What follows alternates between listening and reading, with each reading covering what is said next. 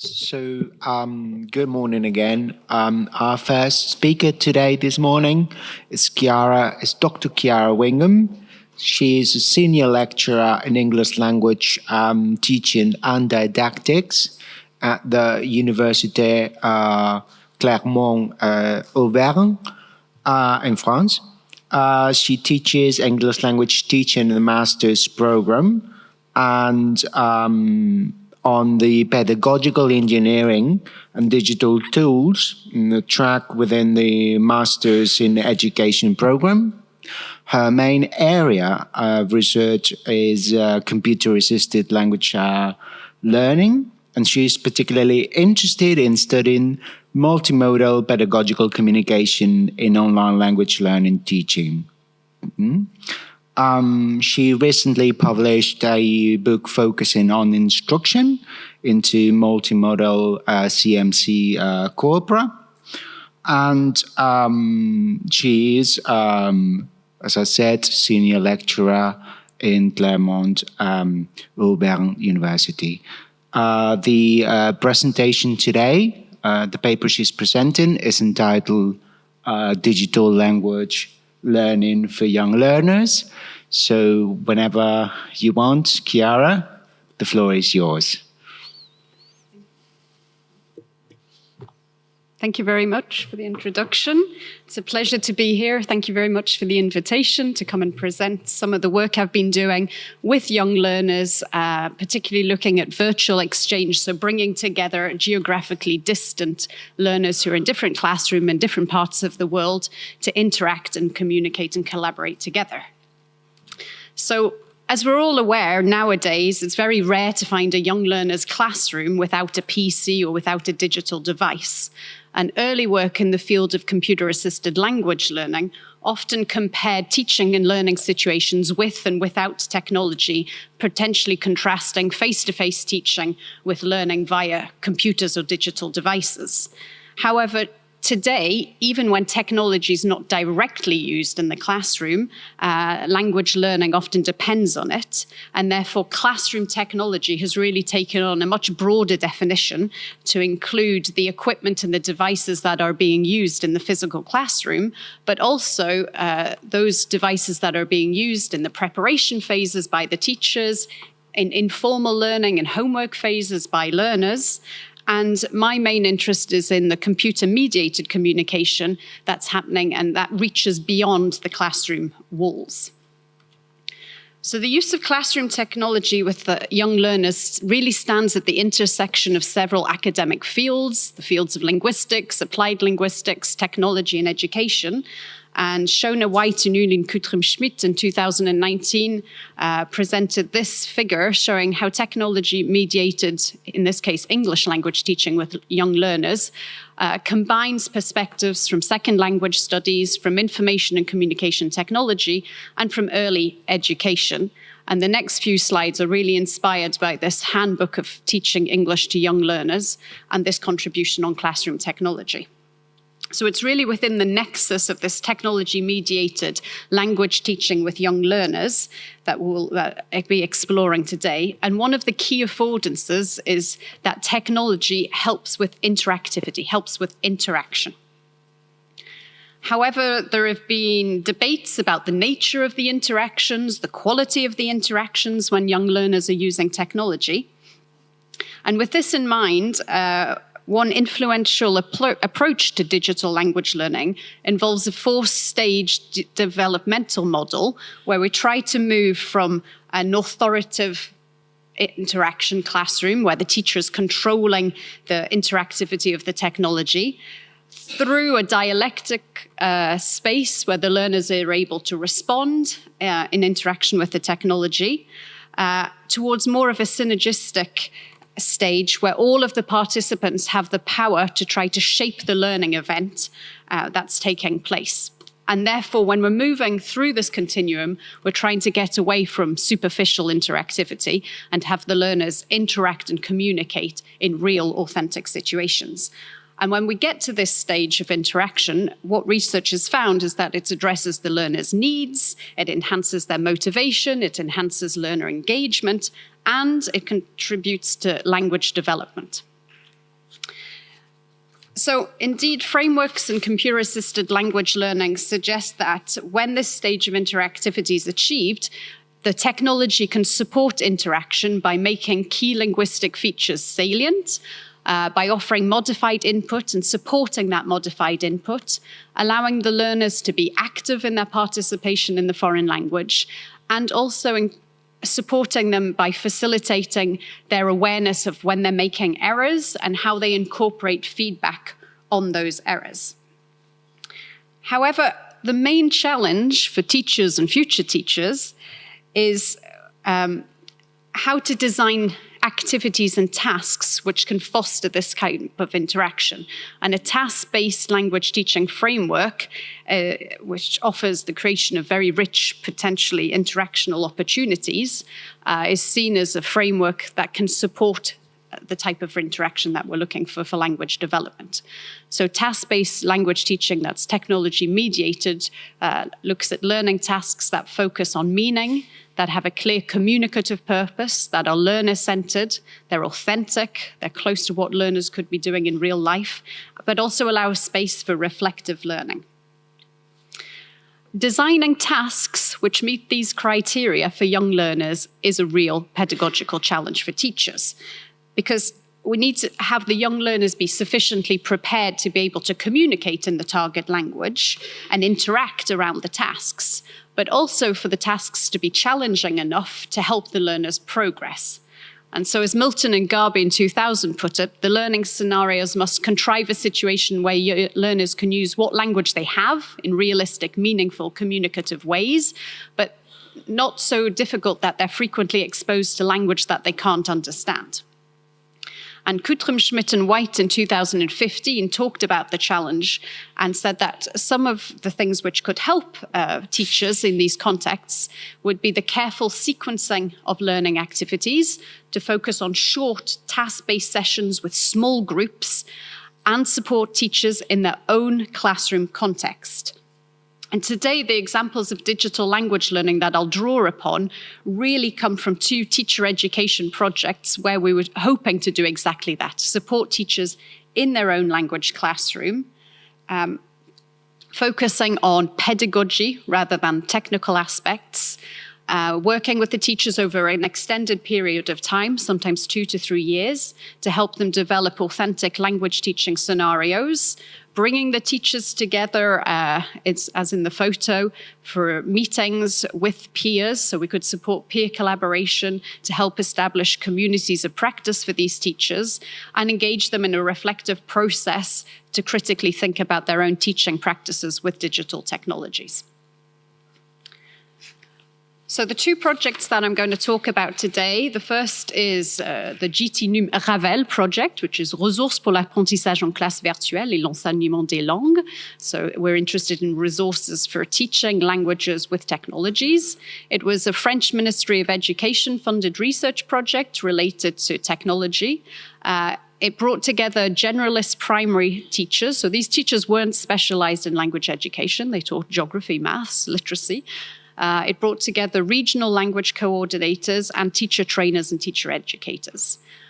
From the outset of the project, we said that we would have a systematic review of literature to see what's happening in the field of digital language learning. We would survey teachers to better understand what are current primary school teachers doing with technology in classrooms. We would work with a small group of teachers to co-create and implement digital language learning scenarios, and then the researchers involved in the project would use some of this data to try to look at language development.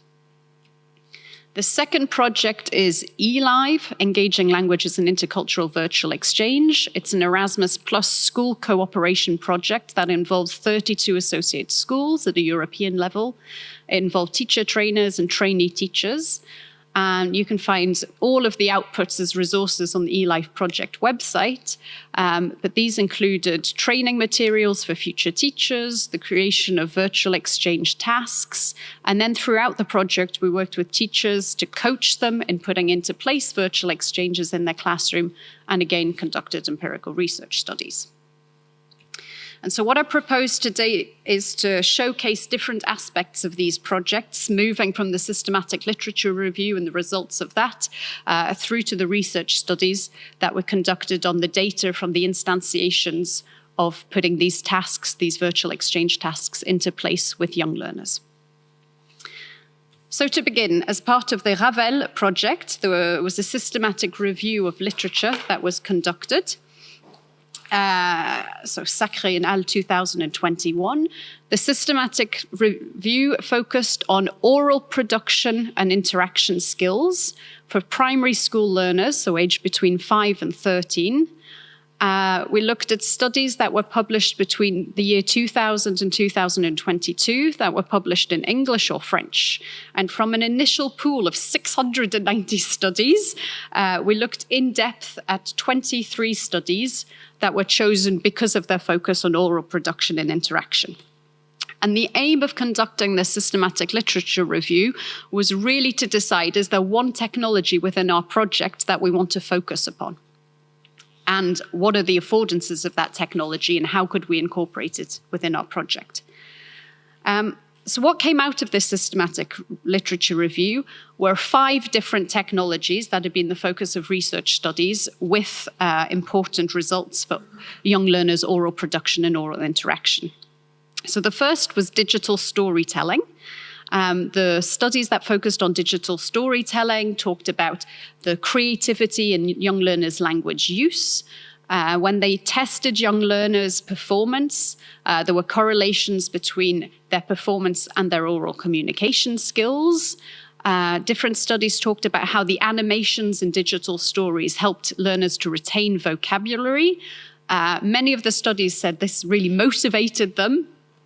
However, interestingly, how engaged the young learners were in creating digital stories depended on their achievement levels and who they were paired with.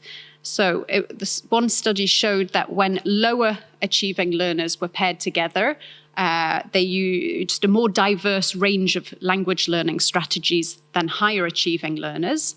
And when higher and lower achieving learners were paired together, actually the flow, so getting them engaged in the tasks and keeping them engaged in the tasks, the flow wasn't as important as when they worked with learners who were of the same or a similar level. The second area of studies focused on interactive whiteboards. This research studies showed that learners' concentration improved when interactive whiteboards were used in the classroom, and the number of classroom interactions led by learners increased. They talked about how interactive whiteboards allowed learners to receive visible feedback and confirm understanding, mainly through drag and drop activities.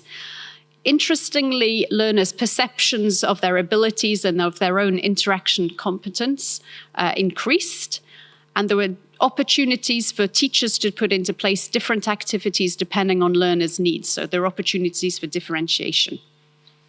However, one of the limits was that often the activities that were put into place only involved 1 or 2 learners being at the front of the classroom with the interactive whiteboard, and therefore the design of tasks was complicated to have small groups of learners working together and therefore increasing even more classroom interactions. Mobile technology came out as the third technology within the literature review, so the use of personal and portable devices, mainly for learners to record themselves and then to share their recordings with peers and listen to their peers' recording in the target language. The research studies showed that the learners had more authentic and frequent language experiences. They increased listening time and recording time, and this had a positive influence on proficiency and motivation.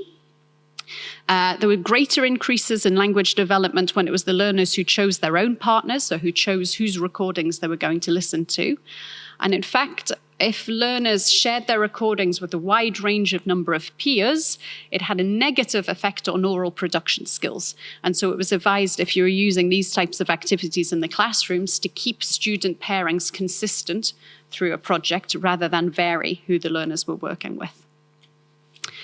Interestingly for me, the fourth technology that came out of the literature review was robot-assisted learning, which is not an area I was very familiar with. There were 3 studies that focused on the use of robots in two-way conversations. So we're talking about robots that were able to express facial expressions, that had body movements, basically to simulate interactions with peers or to simulate interactions with teachers.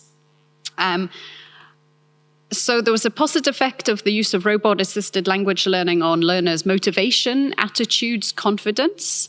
There was a lot of vocabulary acquisition that was shown in the interactions. However, as you can imagine, the high implementation costs kind of outweighed the benefits that were observed in these research studies.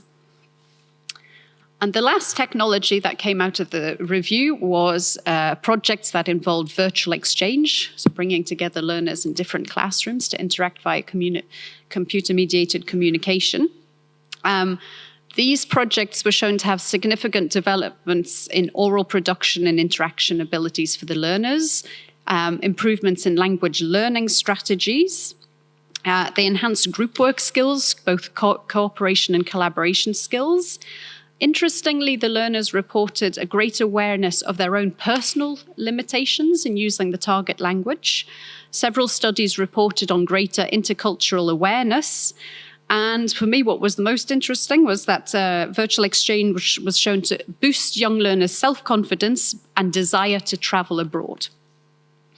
And so what we did was we presented the results of the literature review in these 5 technologies to the primary school teachers who were involved in the project, which was a really interesting moment within the project, allowed for a lot of discussion between the researchers and these primary school teachers. And the technology that we decided to take forward with us in the project was virtual exchange. The teachers thought that would be of great interest with their own classrooms. They saw the interest of opening up their classroom walls and collaborating with classes in other parts of the world. And so that was the technology that we then focused on within the Ravel 2-year project. In parallel to the literature review, we conducted a teacher survey. The teacher survey had basically 2 aims. We wanted to understand teachers' beliefs between teachers' classroom beliefs about learning and teaching and their practices. So were there different postures that teachers had which affected what they were doing when they were teaching English in the classroom? And we also wanted to better understand the context in which teachers were working in order that the project could develop learning and teaching scenarios that were adapted to the context, the real-life context that teachers find themselves in.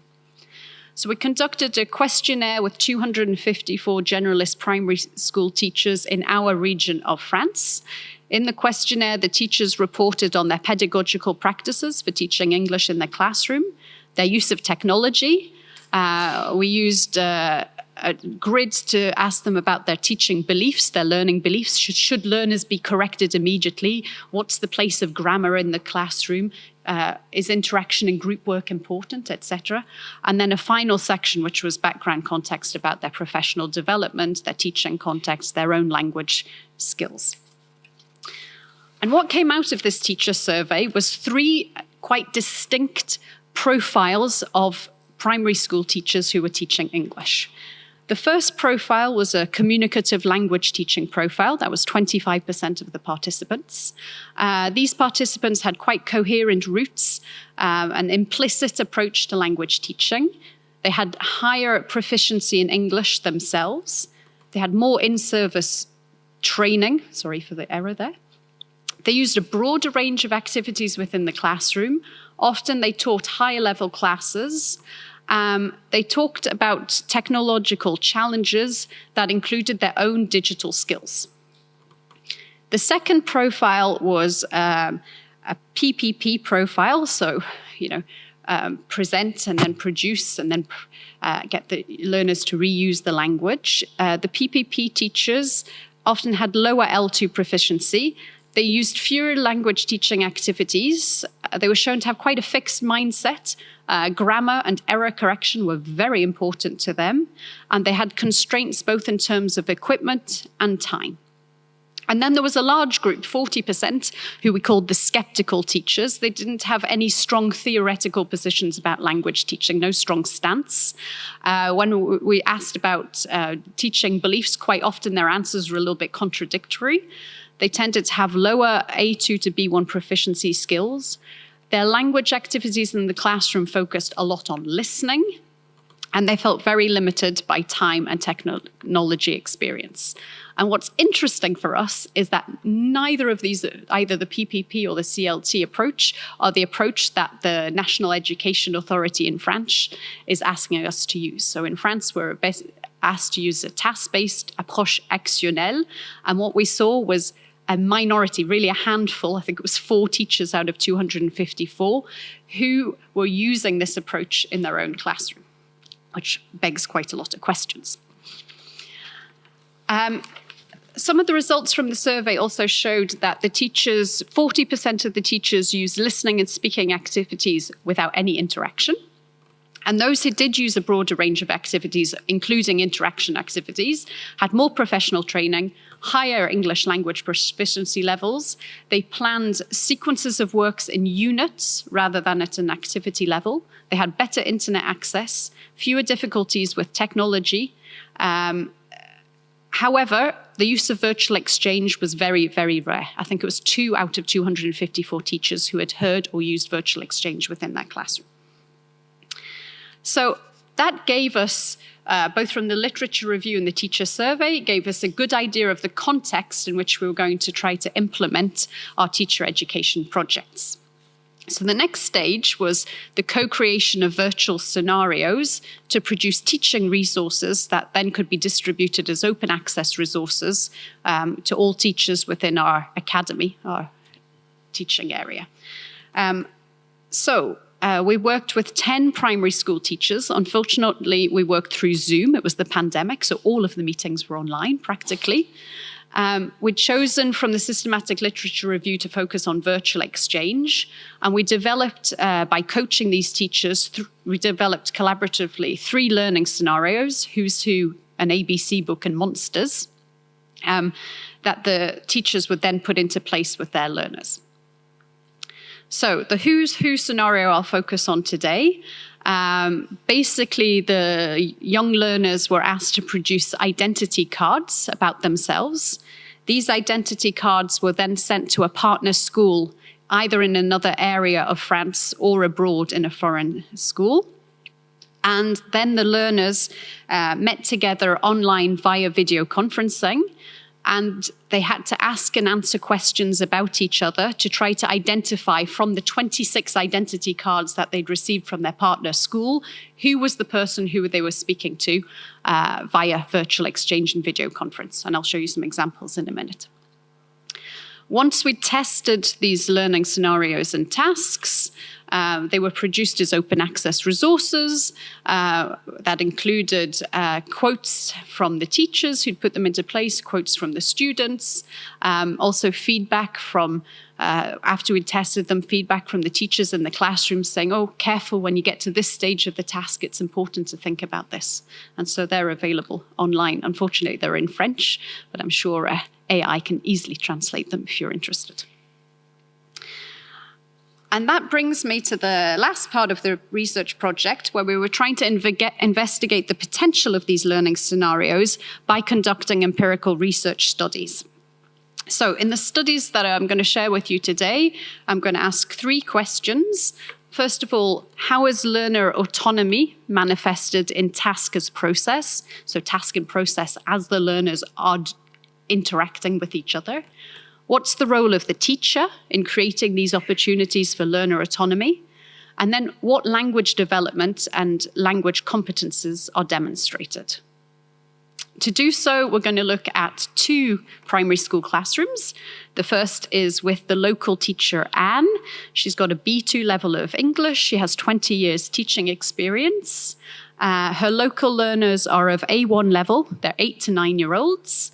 As you can see, she's organized it in a small group of 3 learners around the computer. The local class, there are 22 other students, and they're watching the interactions as they're projected on the whiteboard. So the local speakers are interacting around the who's who scenario with 7 to 8-year-olds who are based in Spain. And there are 25 students in the partner classroom, and that's 1 year younger than the French students. In the second French classroom, Flavie is the local teacher. Now, she set it up a little bit differently. She had four students working at the back of the classroom with the computer. They're collaborating with another class who are in a different part of France. So they're not abroad, they're in another geographical area in France. The local group are 9 to 10-year-olds. Again, they're of A1 level. And the difference was that the interactions via video conferencing weren't projected on the whiteboard. The rest of the class, the other 25 students, I think they were doing maths with the teacher.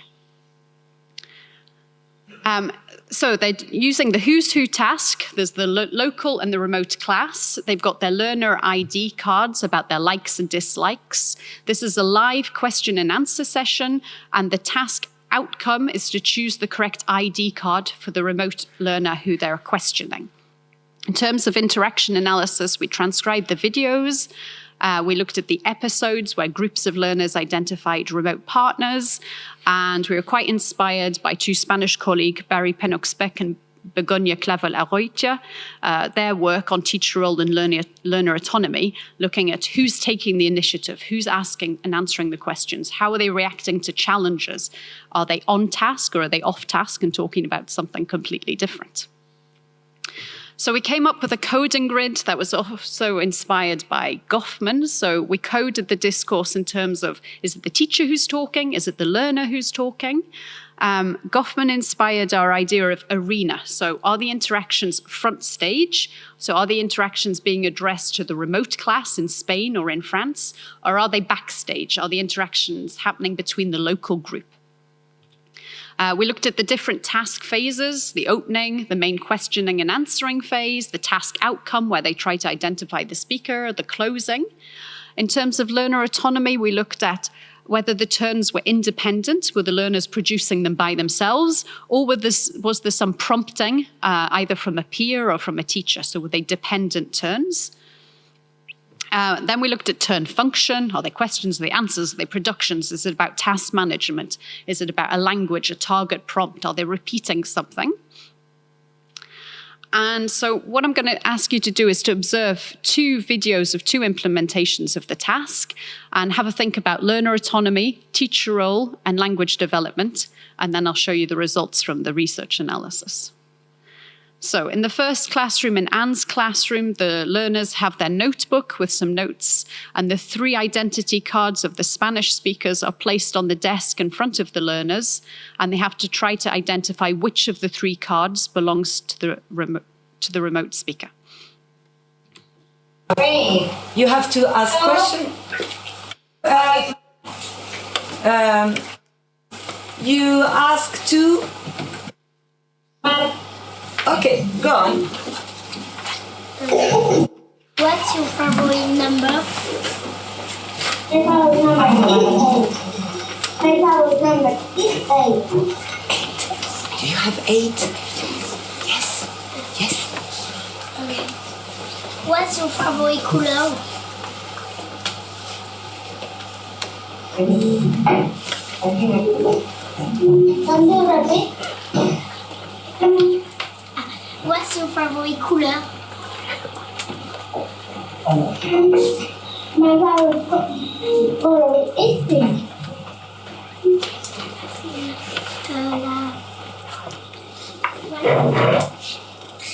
One. Okay, you find it? Number 1. Okay, are you number 1? Yes, very good. So let's present yourself. Hello, my name is I am 7. I live in Barrow. I watch people. My favorite color is pink. My favorite number is 8. I like this. Look. I think. And the left is broccoli. She likes apples. You know what it apples? Apples? Yes, she likes apples. Okay. I think it's okay for this group. It's done. Okay, so this is the first instantiation. In the second classroom with Flavie, she'd set it up a little bit differently. The learners had a listening grid, so with a list of colours and their names, that was wipeable. So she'd laminated them and the learners could tick off the answers as they heard them. And then rather than have a choice of 3 cards, she had all 25 or 26 cards displayed on notice boards. You'll see them behind the learners.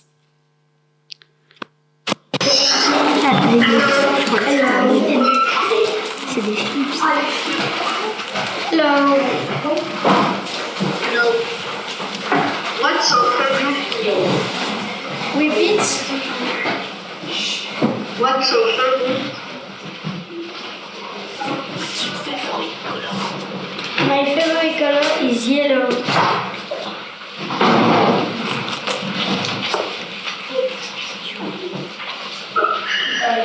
What's your favorite animal? My favorite animal is a snake.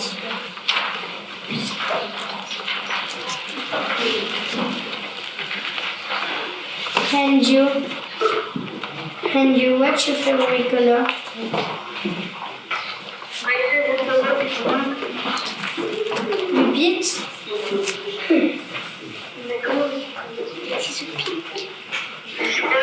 Ça serait le chercher, on l'a trouvé.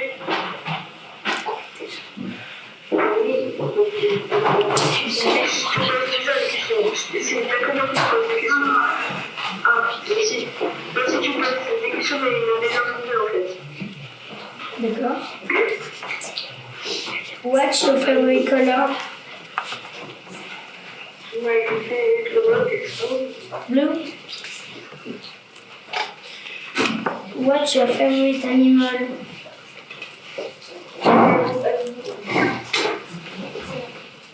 Repeat.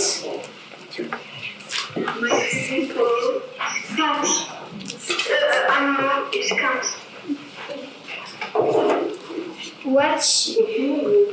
How many brothers and sisters have you got? I have got one sister and one brother. What's your hobby?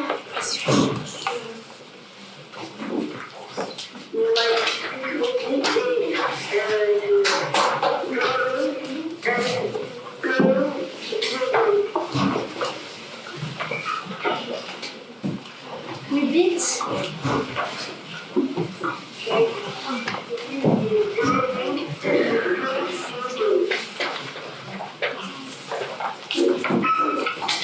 What do you like to eat?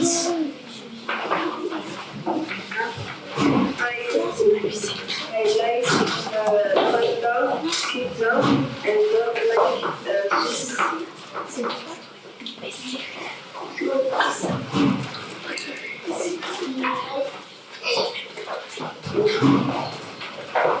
Are you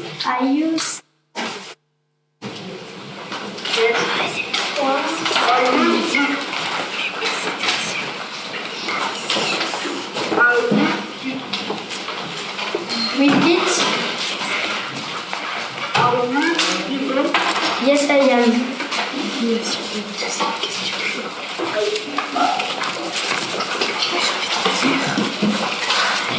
Goodbye.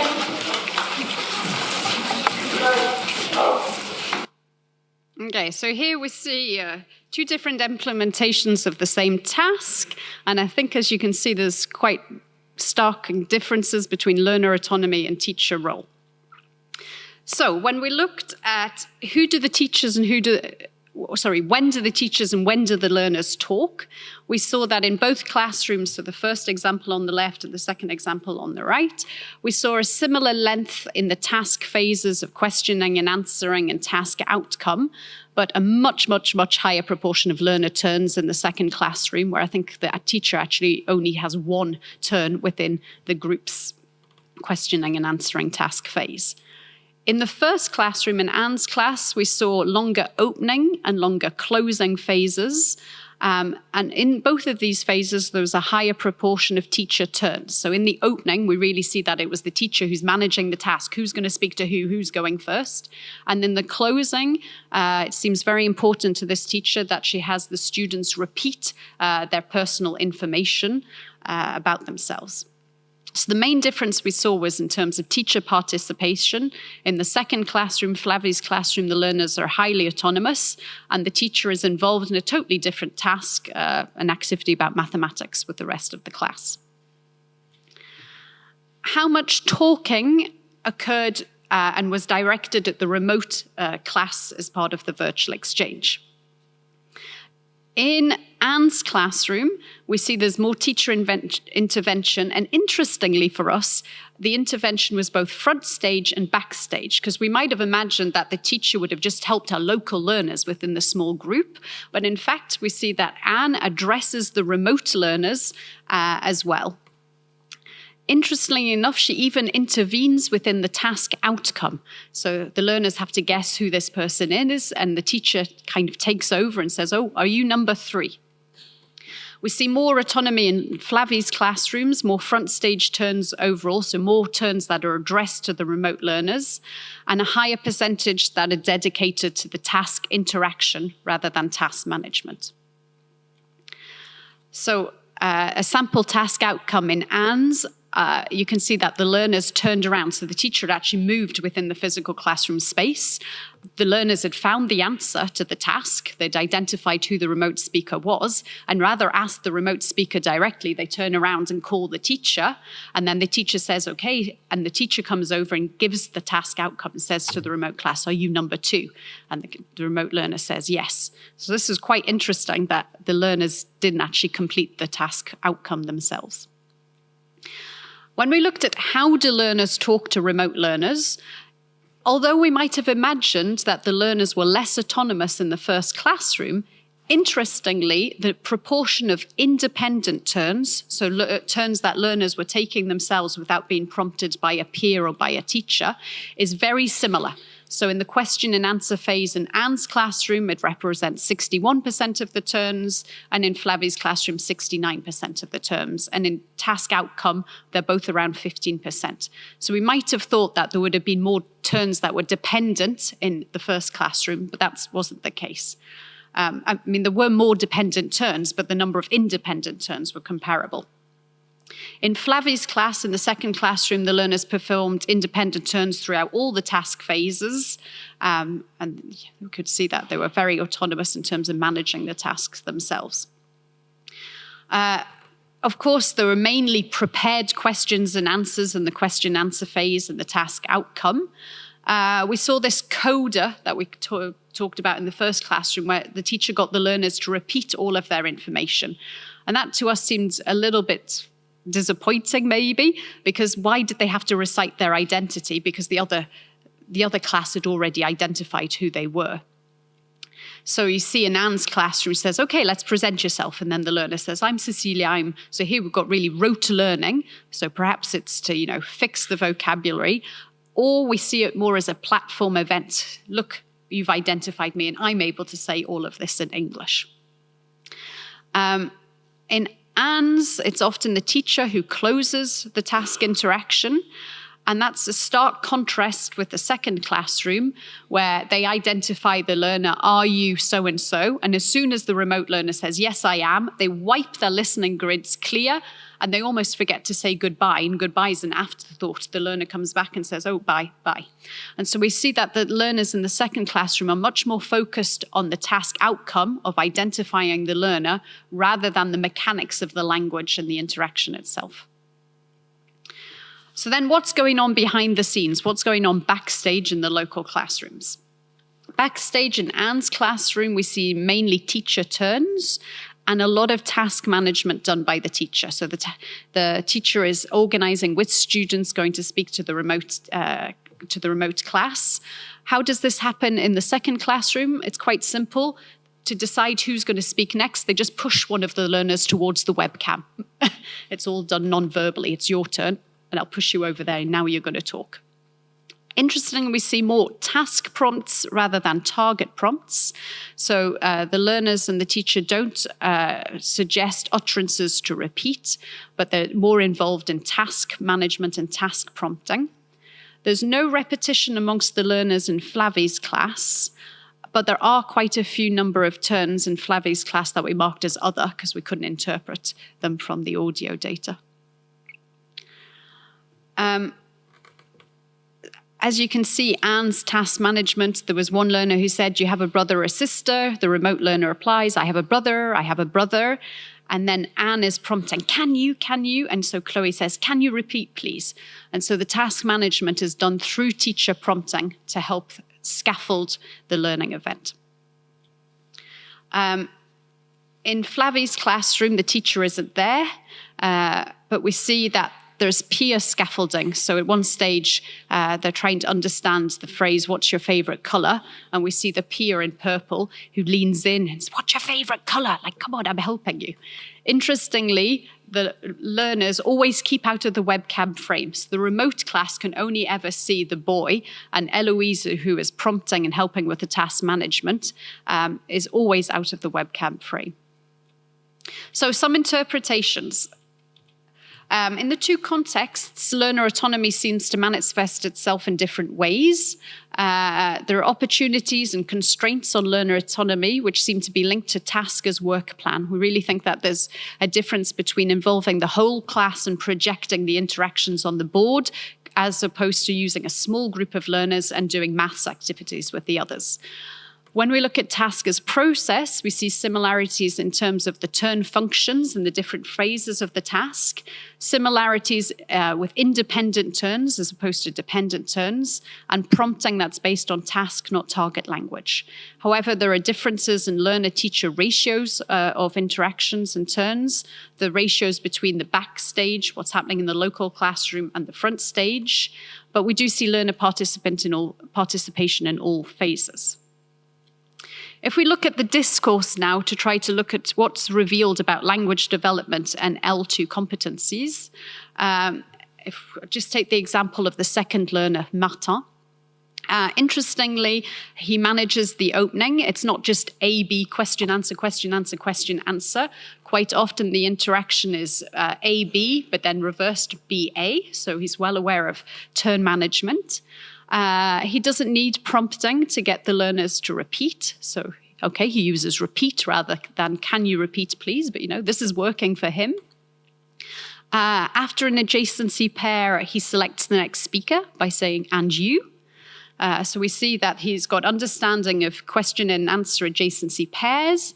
We also see responses, that he's replying appropriately, and examples of turn management skills, repeat and you.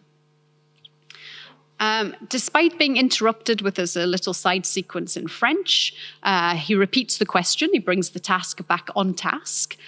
We see examples of him repeating the answers, of getting repetition from the other students, and of leading with the next turn. So these are all interaction skills that are important for task management. We also see him noticing an error when the remote learner says, "My favorite color is a cat."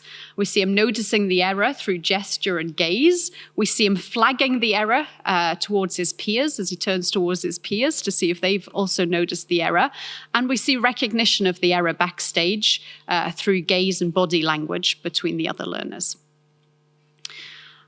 In terms of group work, we see that the learners who aren't within the central interaction, we see that they're collectively focused on the task outcome. They're marking the listening grids. They come over, they check Martin's listening grid to see if he's got their missing information. They're scaffolding each other. They go and they consult the identity cards. And so really we see that they're all focused on task completion rather than the language use per se.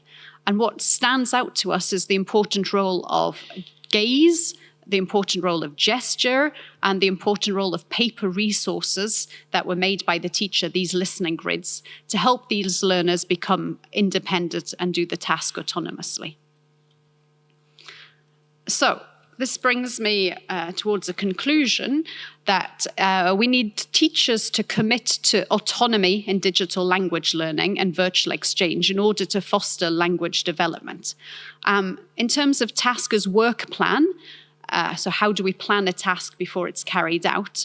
I think that we need to focus not just on task-based language teaching principles, we need to focus on task-based language teaching principles and not just on a performance event for the whole class. So this performance event of reciting who I am in the first class doesn't work so well. But rather in the second class, we see a greater focus on meaning, more learner-centered interaction.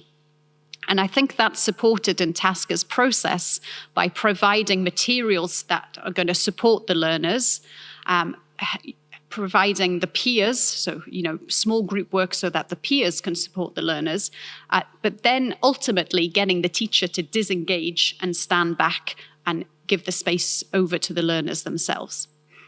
I think when we're planning tasks for technology-mediated language teaching, we don't need to just think about meaning, communicative purpose, authenticity, and how learner-centered it's going to be, but we really need to take into consideration what's going to happen front stage and what's going to happen backstage. I think in virtual exchange, we've focused so much on getting the learners to interact with the remote class that perhaps in planning tasks, we haven't thought enough about what's going to happen backstage and how am I going to support my local learners. And I think also what our data shows is the importance of multimodal resources. So how can we both provide resources, paper resources like the listening grids for the learners, but also get them to use gaze gesture to support and scaffold each other's learning. So that brings me to a publication that will appear next year, in which we try to think about how could we help teachers design tasks for virtual exchange and implement them, thinking about this front stage, backstage phenomena. And so we came up with a grid to help accompany task design with questions such as, okay, you've got a task, but where are you going to be during the interactions? Is the teacher going to be front stage? Are you going to be backstage? And why? What choices are you making? Why? Or what kind of backstage interactions do you anticipate? And how could that foster language development? Also thinking about the information gap. Is it easy enough for the learners to conceptualize? Is the outcome of the task, so identifying the speaker in this case, is that obvious enough? How engaged are the learners likely to be with the non-language outcome? So are they going to be engaged with finding who's the remote speaker, or are they going to be focusing on language? What pedagogical resources can you provide during the task interaction to help that outcome, to facilitate getting to the task outcome and making it easier and more immediate for the learners? And I think that is an important outcome from the project, is not only having research results, but it's also having resources that can help in teacher training to create tasks for virtual exchange.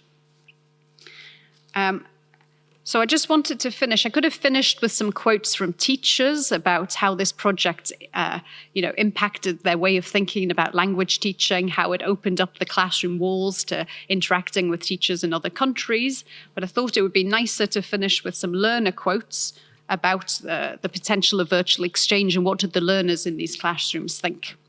So we had one learner who said, on n'était pas de la même langue. Moi, j'étais petite, je ne savais pas que l'anglais existait. Je ne m'imaginais pas parler l'anglais avec des Espagnols, mais c'est bien qu'il y a une langue qui puisse nous réunir.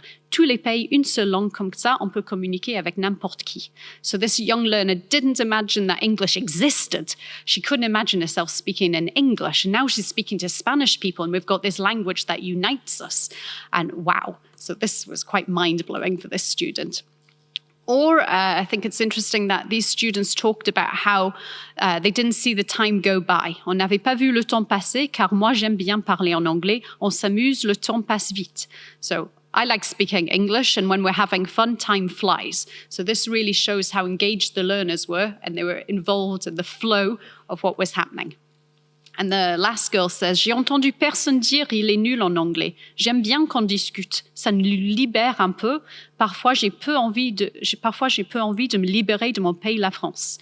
And so she's concerned about what her peers thought about. She said, I didn't hear anybody say anybody else was rubbish in English. It was liberating. And sometimes I just need to be liberated from my own country. So I think this shows some awareness of a start of intercultural awareness, not development, but awareness.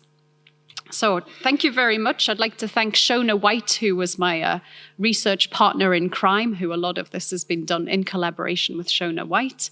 Merci beaucoup. Thank you very much. I'm happy to answer any questions about the two projects.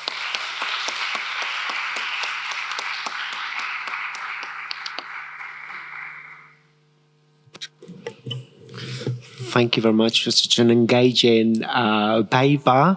I think we've got a few minutes for a few questions before next paper takes place. Are there any questions? Suggestions? No? I do have. So it's your moment. Otherwise, no? Right. I do have a question regarding intercultural awareness and the implementation of soft skills. Because in these virtual scenarios, in the videos you played, how important was intercultural awareness? And I'm basically saying this because whenever they communicate, repeat, it felt too abrupt. So I don't know whether you can comment on this. Yeah, so this was... Dimension. Is this mic still on? No, it's on. Yeah. So this really was the first getting to know you task. In the learning scenarios, they then went on to do other tasks, including, for example, showing a map of each other's school, talking about their school days, the differences between the Spanish first school day and a French first school day, which lasts for hours. Yeah. Really long days. Our kids come home at 6 o'clock in the evening and they've been there since 8 in the morning. So intercultural awareness was a little superficial with learners of this age. But I do think that there was some seeds were planted so that they could understand that it's not the same everywhere. I think more interesting, for example, the final photo that I show was using an app called Story Jumper. And they made a collaborative book together. So here we had 2 learners in France and 2 learners in Spain come and create pages of this book together. Again, the interactions were a little bit abrupt in that as well. And one of the things that we added to the teaching scenarios before we published them online was suggestions to get the teachers to think about classroom management language and task management language to help prepare the learners to ask, like, could you repeat again? Or I didn't quite understand, to give them some more language phrases that they could use when there were communicative breakdowns. So intercultural learning, no, not really. Intercultural awareness. Things are different, these are 7-year-olds. And then the importance of classroom language so that it's not quite as abrupt. But as I say, even if it is abrupt, repeat works on a communicative level. So it does, yeah, definitely. At the end of your presentation, you mentioned to encourage learners' autonomy, we of course have to diminish the teacher's intervention, and how important task as a process is. In this task as a process design, what was the ideal number of students per task? I don't know whether you work on that to identify, the limitations of task as a process. So we did. This task was done in, I think, 12 classrooms. So there is a lot more data. We did vary the number of learners. We did it with learners in pairs. We found that learners in pairs weren't quite confident enough to work in pairs. They preferred working in small groups. Groups of 4 did seem to work quite well. However, it worked differently. In some groups, there were learners who got on with the task and the others helped. There were situations where they couldn't find the task outcome, so they couldn't find the card. They didn't know the name of the speaker, and therefore they really relied on their peers. But I would say that for learners of this age, having them individually, I don't think we can put them in that situation.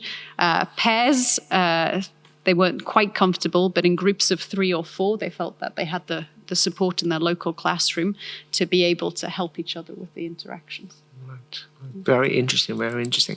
And just a final question. I don't want to monopolize the conversation, because you're an expert on multimodality, and if I'm not wrong, I believe the students' handouts is a combination of both image and words. Is that correct? Yeah. How do you feel about that? Because in the age of multimodality, and as an expert on multimodality, how dependent are new generations on visual input to conceptualize? I think what was interesting with the resource sheets that the students had was that they could be adapted to the learners' different levels. So some of the lower achieving learners would have image and text. Some of the higher achieving learners could just be given the image. So I think multimodality in that sense is important because it can allow us to adapt resources to individual learners within the classroom. I have a paper in language learning and technology where we looked at what was going on backstage in terms of multimodality on a much more fine-grained level, really looking at pinpointing gaze moves, gesture moves, how gaze is collaborative, how gestures are collaborative. And what we saw was that a lot of the task management and even displays of language understanding is happening through gestures and gaze rather than language at this level. And so I think we really need to look more closely. It's not because a learner didn't reply to the question that they haven't understood, but, depending on where their gaze has been focused or what gesture they've done or how they've moved the paper resource closer to their partner or what they've marked on their listening grid can really demonstrate learning, even if they're not able to, vocalize that learning immediately. Right, so thank you very much. Are there any questions, suggestions? No? Well, in that case, thank you very much, Ciara, for such an engaging presentation. Let's move on with the conference on to the next seminar if you want to. Thank you.